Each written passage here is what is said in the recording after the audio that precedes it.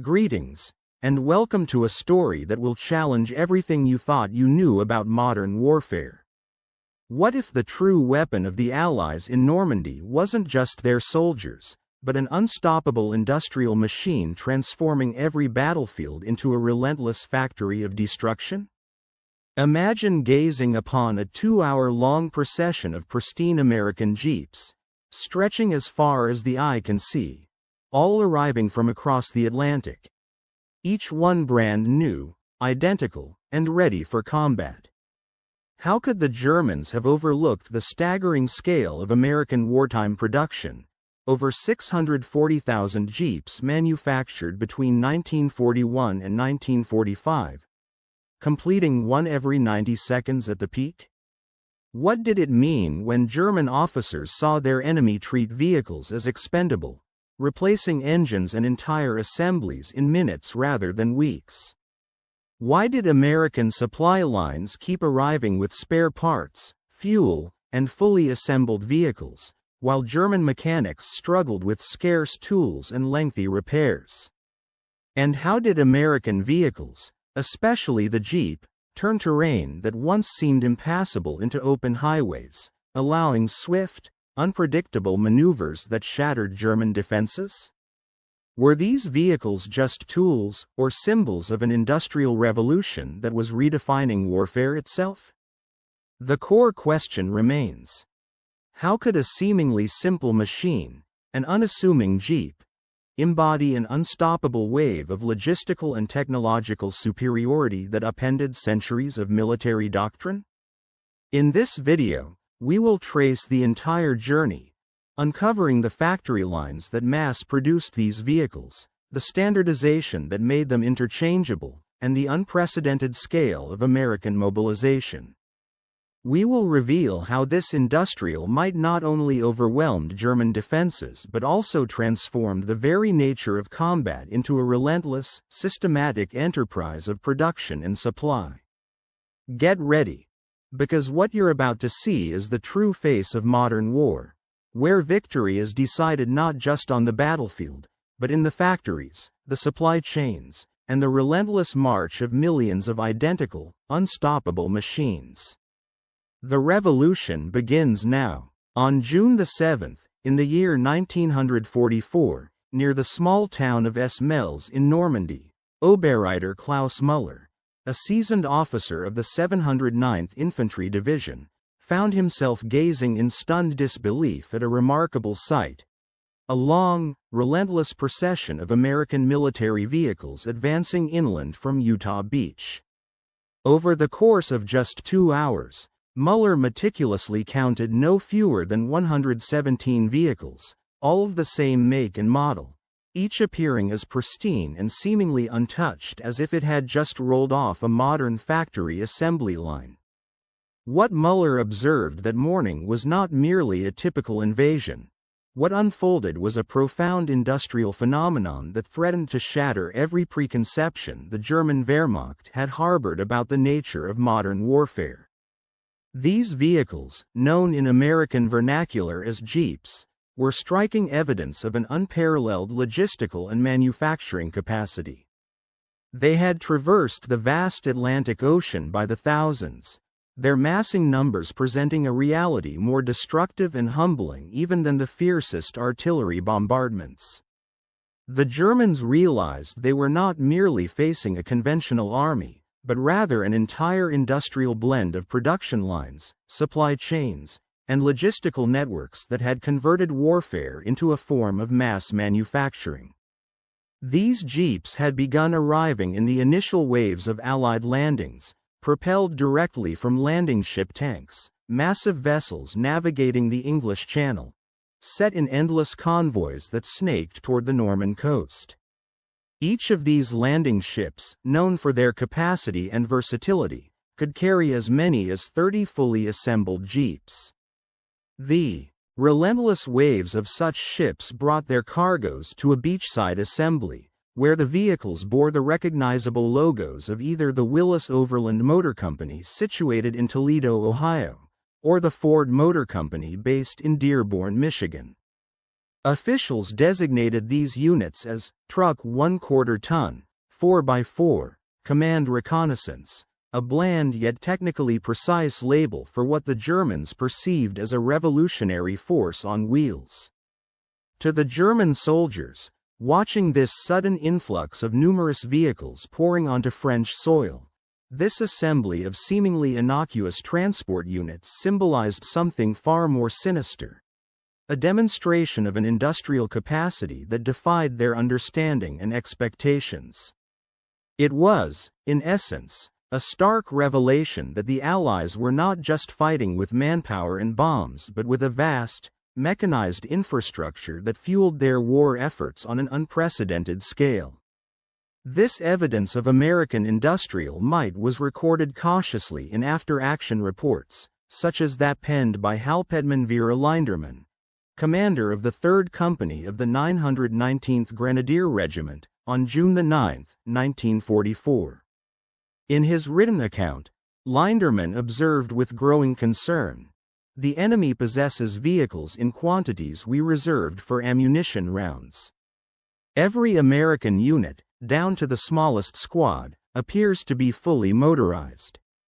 His report also noted a stark contrast from the previous day. "Yesterday, we destroyed 12 of their reconnaissance cars. This morning I count 40 in the same sector." Linderman's observations underscored how efficiently the Americans treated their military vehicles, considered as expendable and as commonplace as rifle cartridges, to be used and discarded with little thought.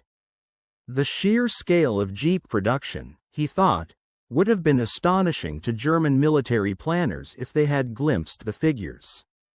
Between the years of 1941 and 1945, American factories produced a staggering total of more than 640,000 Jeeps, a number that exemplified the scale of American wartime industrial output. At the height of production, manufacturing giants such as Willis Overland and Ford accelerated their assembly lines, completing a new vehicle every 90 seconds. This single type of vehicle constituted approximately 1/4 of the entire American military motor transport output. To put this into perspective, the Germans, who had, throughout the entirety of the war, managed to produce barely 50,000 tanks, or Kübelbargens, as they called them, could not conceive of such prodigious numbers or the logistics needed to sustain them. The incredible efficiency and scale of this production system were rooted in an extraordinary standardization process that surpassed anything attempted or achieved by German military manufacturing. Every Jeep, regardless of whether it was constructed by Willis or Ford, used a set of parts that were entirely interchangeable. For example, a transmission from a Ford GPW that had been destroyed could be quickly fitted into a Willis MB in just a matter of minutes, illustrating how compatibility and uniformity were built into the entire manufacturing process. This standardization extended far beyond individual components. Even crucial elements such as wheels, engines, axles, spark plugs, and fan belts were identical across all production lines. This approach greatly simplified logistics, control, and repair efforts. The supply system was also built on this principle, allowing parts and vehicles to be swapped, repaired, or reused across different units and factories with ease, an efficiency that the Germans could barely grasp or match during their own war effort. In sum, the creation and deployment of the Jeep represented an industrial miracle. Parts were strategically pre-positioned according to extensive statistical analysis of failure rates, ensuring that replacement components were almost always readily available when needed. This meticulous planning allowed the American supply chain to operate with remarkable efficiency, minimizing downtime caused by equipment breakdowns during critical moments on the battlefield. In a hidden vantage point near Carendt, Feldwebel Hansrieke, a seasoned observer serving with the 716th Static Infantry Division, chronicled his impressions of American military operations in his diary. He noted with a mix of curiosity and bewilderment, the Americans do not bother with repairing their damaged vehicles in the traditional sense. Instead, they simply replace broken parts with new ones from an apparently inexhaustible stockpile. He was an eyewitness to a striking display of logistical prowess, watching a damaged vehicle swiftly restored to operational status in less than an hour. What caught his attention even more was that the entire engine wasn't repaired on the spot but entirely replaced. The process was as straightforward as unbolting the old engine, lifting it out, and slotting a fresh one in its place. It was such a casual operation that it seemed as if the mechanics were changing a tire rather than performing major engine work. In stark contrast, German mechanics in the Wehrmacht would typically require a whole week to carry out such a repair, often confined within limited workshops with the needed tools. The American method was fundamentally different from the German approach, which prioritized preserving and meticulously maintaining every individual piece of equipment throughout its service life. In our armed forces, each vehicle was assigned to a specific unit and tracked carefully from deployment to decommissioning. Losing a vehicle through accidental damage or negligence was a serious offense that could result in a court-martial. Every mechanical issue was diagnosed with precision. Faulty parts were either repaired with care or manually manufactured if replacements could not be sourced. Germany's equivalent to the Jeep, known as the Kubelware, required factory-trained mechanics to handle even basic maintenance. In contrast, the Americans operated on a method built around rapid replacement and operational turnover. They had determined that a Jeep's useful lifespan in combat was roughly 90 days, and their planning reflected this reality. Instead of constructing elaborate repair facilities, they adopted the strategy of producing replacements in vast quantities, deliberately exceeding any potential losses. When a Jeep was badly damaged and beyond immediate repair, it was stripped of its usable parts and discarded. A fresh vehicle would arrive within hours or days, typically delivered via the endless convoys trudging across the front lines, connecting nearing the beaches with the advancing combat zones. Lieutenant Colonel Otto von Schroeder, who served as the Chief of Staff for the 352nd Infantry Division, vividly captured the astonishment of his German counterparts in a letter to his wife. He described the Americans as fighting a war on behalf of wealthier nations, using vehicles the way one might consume ammunition, discarding them with abandon. He recounted an incident from the previous day when a Jeep hit a mine. The crew managed to emerge unscathed, transferring all their equipment to another vehicle that appeared out of nowhere within minutes, allowing them to continue their mission uninterrupted. The wrecked Jeep was simply pushed to the roadside and left behind. For the Germans, such a loss would have meant lengthy reports, investigations, and weeks spent waiting for a replacement vehicle. By the 10th of June, American forces had brought ashore over 12,000 vehicles in Normandy, with Jeeps constituting the largest single category among them. These light vehicles revolutionized battlefield operations, altering the way the Germans had previously envisioned mechanized warfare. American reconnaissance units could now penetrate deep into German lines with unheard-of speed and flexibility. Forward observers mounted in Jeeps could relocate within moments, rendering German counter-battery fire almost impossible to pin down. Supply units maintained continuous contact with the advancing troops, eliminating the long pauses for regrouping and supply replenishment that German strategists had anticipated, and which they believed they could exploit to their advantage. This new level of mobility fundamentally challenged the traditional hierarchical and rigid German doctrine, forcing them to rethink their battlefield tactics and logistics strategies in ways they had not foreseen. The American reliance on rapid, Robust replacement capabilities and highly flexible vehicle deployment marked a significant departure from conventional tactics, highlighting their innovative approach to modern warfare, an approach that prioritized speed, volume, and adaptability over the meticulous preservation of equipment.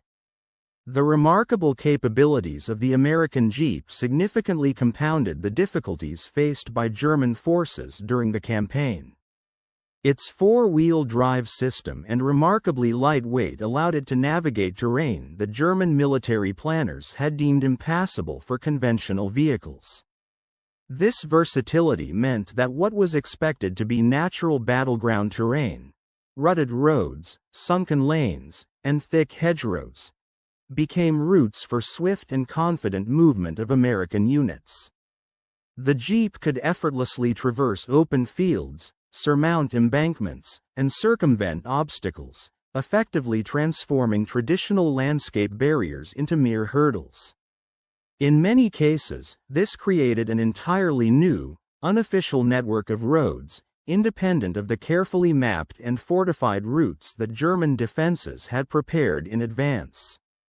In the Norman Bogue country, with its complex system of sunken roads and dense hedgerows, such conditions should have funneled American vehicles into well-known kill zones, making their movements predictable and vulnerable. Yet, what actually unfolded defied all expectations. Instead of following the planned routes, American Jeeps drove through fields, over embankments, and around obstacles with unerring ease. They carved out their own paths through the landscape, effectively bypassing German defenses and disrupting the carefully laid plans of retreat and ambush. Through such improvisation and adaptability, the American forces created a dynamic grid of mobility that was impossible for the static defenses to contain. Field reports from officers like Oberst Hans von Luck, who commanded a battle group of the 21st Panzer Division, reinforced the inestimable value of the Jeep. In post-war reflections, he observed, "The Jeep granted each American unit a level of mobility we had only achieved with our most elite mechanized forces." A single vehicle could serve multiple roles, carrying a machine gun team, a mortar crew, radio communications equipment, or essential supplies. They appeared everywhere, emerging in locations we had believed to be secure, delivering firepower or calling in artillery support via their radios. This extraordinary mobility made it impossible for the Germans to establish a continuous front line. The American units simply maneuvered around their positions, avoiding direct confrontations when necessary. The logistical system supporting these vehicles was equally formidable.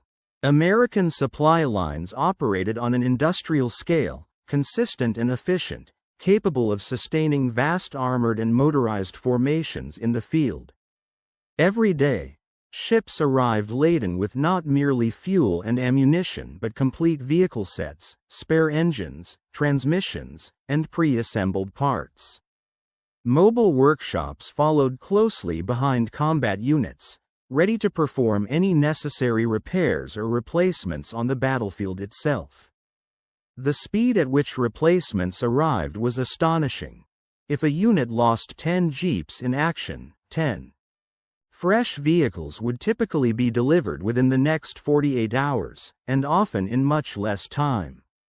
Major Heinrich Zimmermann of the 12th SS Panzer Division remarked on this logistical marvel, stating, "The American supply system functions like a factory assembly line extended directly into the combat zone. Everything is standardized, packaged, and delivered on an exact schedule. This effectively eliminates the friction and unpredictability described by Clausewitz. It streamlines the machinery of war. While we struggle to keep our equipment running, they simply reorder replacements as though selecting items from a catalog."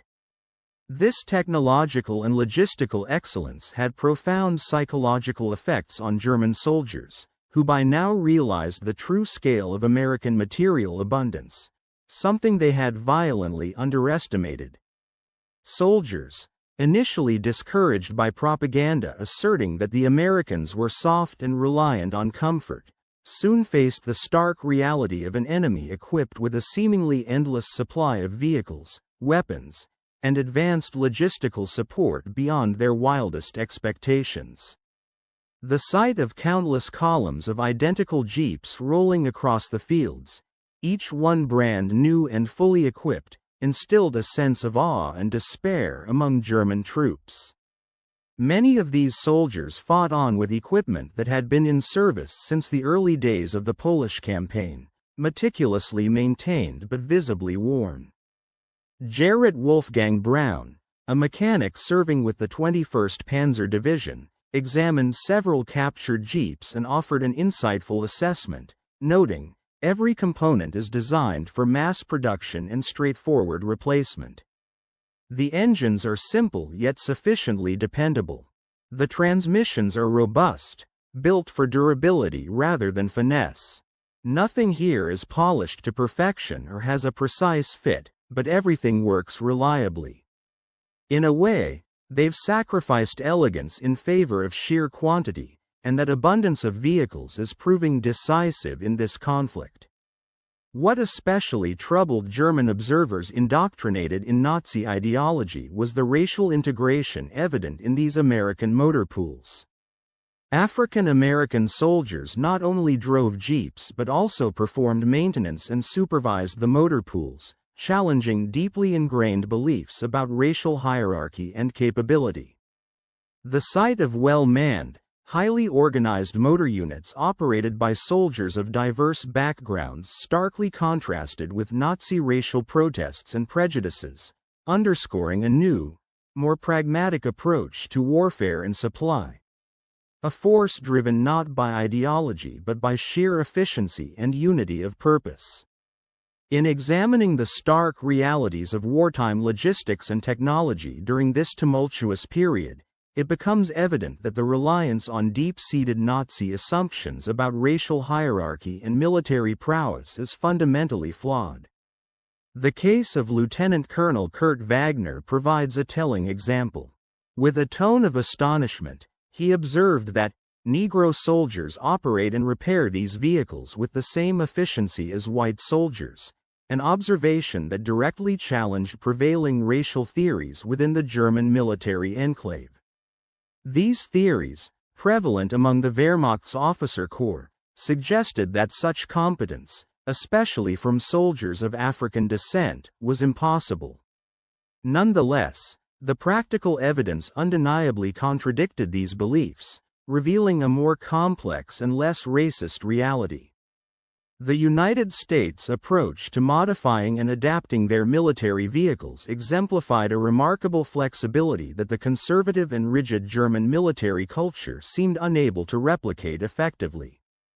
Just days into the invasion, American units were actively welding additional armor plates onto their jeeps, inserting wire cutters to counter the deadly German piano wire traps, mounting multiple machine guns to increase firepower, and customizing their vehicles for an array of specialized tasks.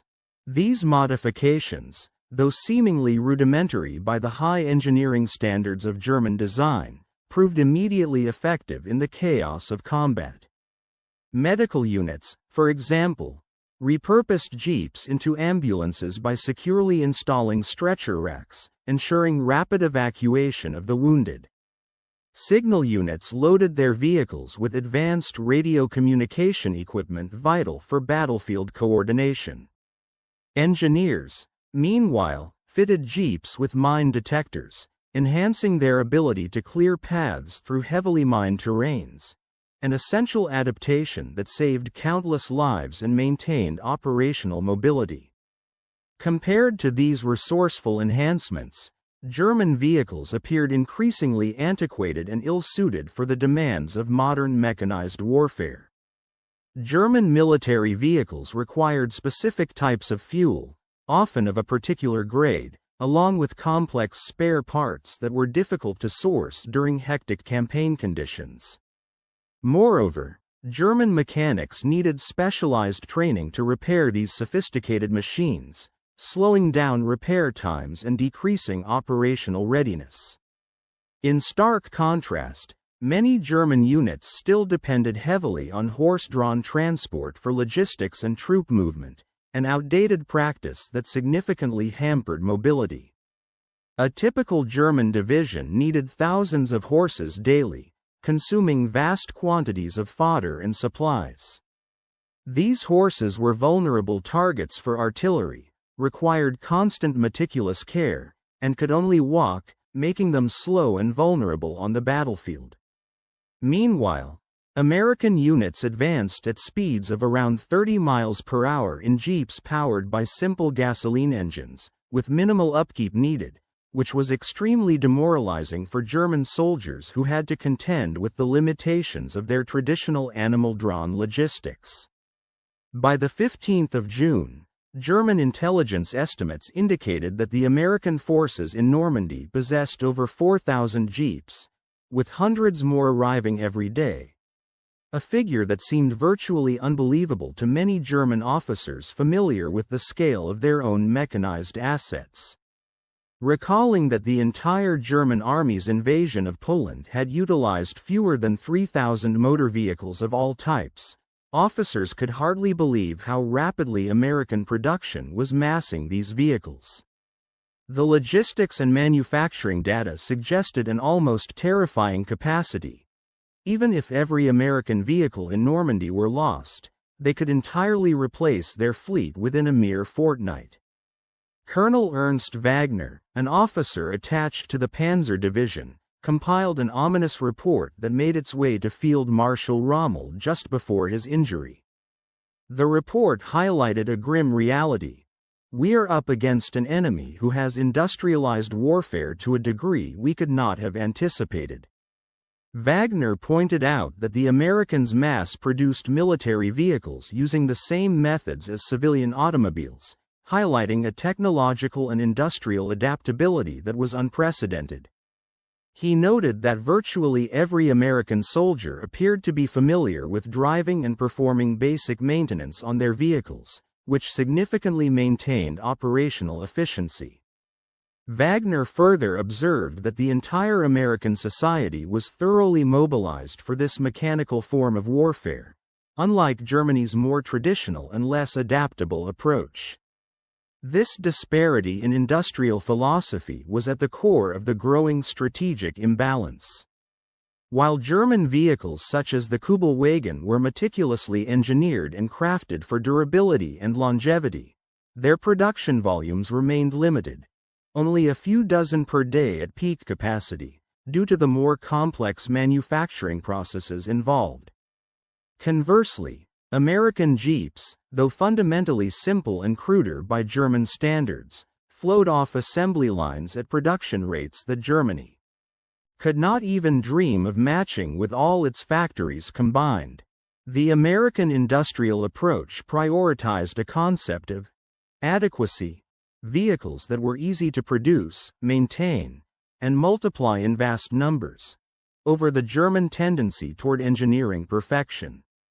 The harsh reality of this technological and methodological disparity was captured succinctly by General Major Fritz Bioline, commander of the Panzer Division, who famously remarked, "We are fighting the last war, while the Americans are fighting the next one." His words underscored a growing recognition within the German military that their focus on perfected, high-quality engineering was becoming a liability amidst the relentless quantitative advantage employed by their adversaries. In this evolving landscape, soldiers and commanders found themselves increasingly overwhelmed by the rapid adaptability and technological superiority of their American adversaries on the battlefield.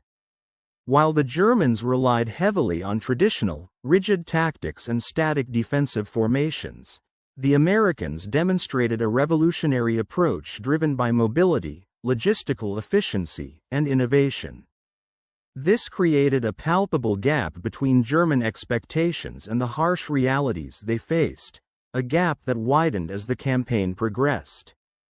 At the core of this transformation was the American ability to produce and sustain an immense volume of vehicles, many of which remained in continuous operation. As the war effort intensified, the United States not only refined the assembly of their motorized units but also invested heavily in the training of specialist mechanics. These experts were crucial.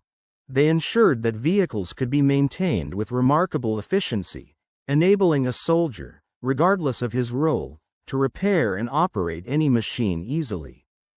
This emphasis on maintenance and versatility turned soldiers into skilled artisans, capable of performing multiple roles on the move, and made the equipment they relied on as dependable as it was abundant.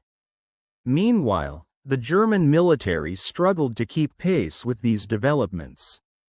Their reliance on pre-war standards and limited production meant their vehicles were often ill-equipped for the demands of constant and aggressive deployment. Though efforts were made to impede American logistical routes, such as destroying bridges or mining roads, the results were often futile. Engineers equipped with portable bridging gear, carried on jeeps, could swiftly rebuild and restore supply lines. Ambushes aimed at reconnaissance patrols proved ineffective because new replacement vehicles and crews could arrive within hours, making it very difficult for the Germans to isolate and weaken American advances. Even mining roads proved largely useless, as the Americans preferred to drive across open fields, bypassing impediments altogether and maintaining momentum. The sheer material abundance of American vehicles transformed their utility into an almost cultural phenomenon, especially visible in the iconic Jeep. Beyond its military purpose, this versatile machine became a symbol of American resourcefulness and wealth. German soldiers began to observe with amazement that their American counterparts used Jeeps for tasks that would seem unthinkable in the Wehrmacht, such as delivering mail, transporting journalists, carrying chaplains to the front lines, and even shuttling personal belongings of commanding officers, displays of convenience and flexibility that Germans, accustomed to austerity and strict resource management, found both astonishing and disheartening. Friedrich Hoffmann, a German soldier, vividly captured this sentiment in a letter home, describing how Americans treated their vehicles with a level of casual usage that could only be compared to riding bicycles, taking them on every conceivable task without concern for excessive wear or fuel consumption. Hoffmann observed a Jeep bringing hot food to a rear outpost, a journey that, in German military practice, would have been considered a waste. Walking and cold rations would have sufficed.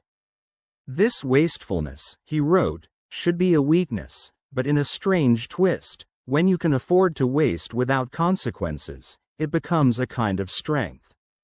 Such contrasts highlighted the profound divide that the American approach to war revealed, one where excess became a strategic advantage. The differences extended well beyond operational tactics. The technological and logistical gaps manifested in equipment standards and practices. American vehicles came with comprehensive, waterproof maintenance manuals, packed with detailed instructions, and equipped with standardized toolkits, an aspect that meant immediate repairs and minimal downtime. Spare parts were supplied based on meticulous statistical analyses, ensuring consistent availability. In stark contrast, German vehicles lacked basic tools, and their mechanics had to rely on memory and experience rather than printed documentation. Scarce spare parts had to be requisitioned through an intricate system that often stretched for weeks, further hampering repairs. By the middle of June and into July, these systemic issues deeply impacted German mobility and strategic flexibility. The Germans found themselves increasingly unable to match the relentless pace of the American motorized units. Static defensive positions, which German commanders previously believed would offer a temporary refuge, were now being outflanked with ease by American reconnaissance units mounted on jeeps. Forward positions and artillery sites fell swiftly to fast-moving motorized patrols, and supply lines, which once seemed secure, were severed by swift and well-coordinated American attacks behind German lines. These patrols struck quickly, struck hard, and then disappeared before German reserves could mobilize, a fluid enemy that left German commanders bewildered and on the back foot. This battlefield transformation, as observed by Major Wilhelm von Tauben in late July, represented a profound shift. He remarked, or perhaps mourned, that the Germans had achieved what once seemed impossible: the complete motorization of an entire army. Every soldier could now be transported by vehicle, every artillery piece could be towed at highway speeds, and supplies could be delivered directly to units on the front lines, all within modern, characteristically swift American advance. The outdated notion of fighting a war in the traditional, 19th-century manner, static, slow, and heavily dependent on entrenched positions, was no longer valid in the face of the 20th-century enemy who prioritized speed, flexibility, and the integration of cutting-edge technology. Efforts by German command to counter the overwhelming American motorization proved utterly futile, as the very foundation of their tactical plans crumbled under the weight of reality. Orders to focus on targeting concentrated enemy vehicles fell flat when, in truth, vast fleets of American trucks, jeeps, and other motorized units had become so ubiquitous that isolating or destroying them was virtually impossible. Attempts to disrupt supply lines or interdict reinforcements were rendered ineffective because every American unit carried its own organic transportation, making traditional methods of interdiction obsolete.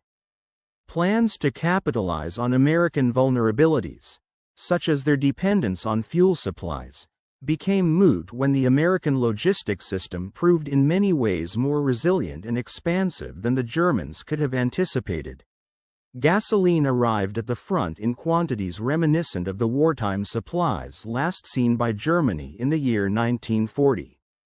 By the time the monumental Operation Cobra was launched toward the end of July, American forces in Normandy had accumulated more than 15,000 vehicles, among which jeeps made up the largest single category. Allied intelligence, based on interrogations of prisoners in aerial reconnaissance, suggested that even if the Americans suffered losses amounting to 50% of their vehicles, they would still wield a level of motorization surpassing that of any German division operating at full strength. When these findings were relayed to Berlin, they faced dismissive disdain as overly pessimistic or flawed, yet in reality, such estimates proved to be quite conservative. This immense motorization did not just serve immediate tactical needs but carried profound implications that extended far beyond the battlefield. The influence of American mechanization, which was evident during and after the Normandy campaign, would leave an indelible mark on Germany's post-war industrial landscape. Military officers and engineers who survived the conflict carried these lessons home with them, shaping the reconstruction of a divided and fractured Germany. The American approach, emphasizing standardization of parts, mass production, and a preference for simplified, functional designs, would directly influence the future course of German industry, guiding it toward efficiency and scalability. An emblematic example was the Volkswagen, a car that, in its struggle to compete with the Jeep during wartime, initially failed to establish itself as a military vehicle. Yet, once peace returned, it transformed into the popular Beetle, a symbol of civilian automobilization built upon the American principles of manufacturing excellence that had demonstrated their undeniable effectiveness amidst the chaos of war. Otto Schultz, an engineer who spent 3 years as a prisoner of war in America, later reflected on this evolution. He remarked that during the Normandy campaign, one of the most striking lessons learned was that modern warfare was no longer about individual bravery or exceptional skill but had become fundamentally an exercise in industrial capacity. The Americans had shown him that victory depended heavily on the ability to produce large quantities of vehicles, ship supplies swiftly, and promptly replace losses. An entirely different paradigm from the traditional concept of warfare rooted in skill and valiant combat. The ubiquitous Jeep was not merely a vehicle. It had become a potent emblem of a new form of warfare, one rooted in industrial efficiency and mass production, a form of conflict the Germans had not yet mastered. The confrontation in Normandy between German troops and the relentless American motorization project symbolized more than a mere mismatch of military hardware. It represented an ideological and cultural collision between two divergent civilizations' approaches to warfare. The Germans, proud heirs to a long tradition of professional military excellence and meticulous maintenance of their equipment, found themselves confronting an American army that had transformed warfare into a massive enterprise of industrial management and production. The seemingly endless columns of jeeps rolling across the Normandy countryside embodied more than logistical strength. They embodied the new face of national power, a tangible proof of the American principle that victory could be secured not just through battlefield heroics, but through the manufacturing capabilities of a dedicated war machine. These vehicles bore witness to the rise of the so-called arsenals of democracy, a phrase that encapsulated America's ability to project industrial might across vast oceans, delivering immense quantities of war material in a manner that rendered traditional military calculations, heavily based on experience and tactics, practically obsolete. For German soldiers witnessing those relentless waves of jeeps passing by, each vehicle bore a message far more profound than an individual piece of machinery. It was a stark reminder that the age of artisan-based warfare had definitively come to an end. The era of industrialized conflict was now front and center. The enduring truth conveyed by these scenes and their implications was succinctly captured in the observations of Headman Ernst Bergmann, who had closely monitored American operations during the Normandy campaign and went on to build a career as an automotive engineer in post-war Germany. Bergmann understood, perhaps better than most, that these developments signaled that in modern war, the decisive factor was no longer solely the courage or skill of individual soldiers but the capacity to manufacture and mobilize vast quantities of equipment at unprecedented speed. The American demonstration had proven conclusively that victory belonged to those who could produce the most, ship it the fastest, and ensure continuous replacement of their forces, thus overwhelming the enemy with relentless. The factory, in many ways, held greater significance than the battlefield itself. As countless jeeps poured in ceaselessly, each one seemingly identical and fully interchangeable, a profound truth emerged before our eyes. Modern warfare had evolved into a vast and complex industrial enterprise. We had always believed ourselves to be soldiers engaged in a noble, martial struggle. Yet, what was truly revealed was that we were merely cogs within an enormous machine, a factory of devastation that operated on a scale far beyond the reach of our understanding.